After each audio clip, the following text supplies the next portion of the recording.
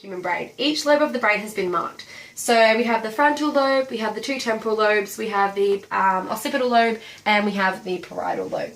Each function of the lobe has been displayed through an electrical item, so we have 4 of them, which will eventually be stimulated.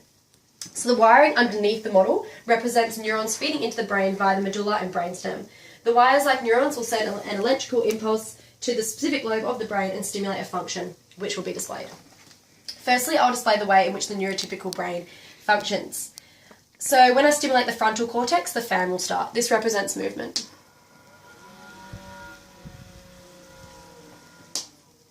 When I stimulate the temporal lobe, the horn will trigger, which represents the lobe processing sound and audio.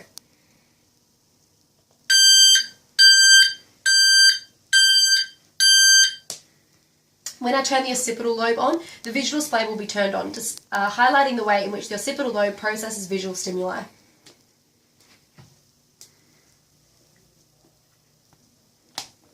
Finally, when I stimulate the parietal lobe, the balloon will be blown up rapidly, emphasising the way in which the parietal lobe detects pressure changes within our body and within the environment.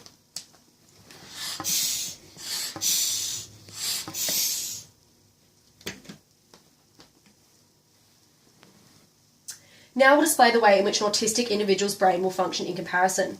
The autistic brain is remarkable at processing static spatial tasks, but due to a dysfunctional dorsal region within the brainstem, the brain has difficulty at processing multidimensional tasks. Therefore, compared to a neurotypical brain in which each lobe is capable of focusing on one stimulus and producing one function, the autistic brain cannot distinguish between different stimuli with all senses heightened.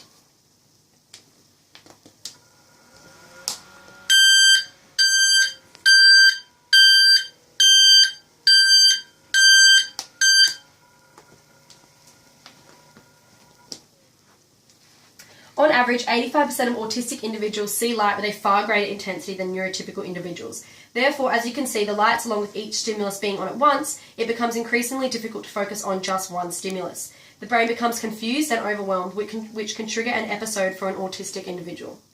As you can see through this demonstration, the world we live in is filled with multiple sounds and senses all happening at once, which requires our brains to process this information quickly, or to be specific, at 2,000 impulses per second. Therefore, you can imagine that for an autistic individual who lacks this incredible ability, the world can be a very overwhelming, loud and bright place to live.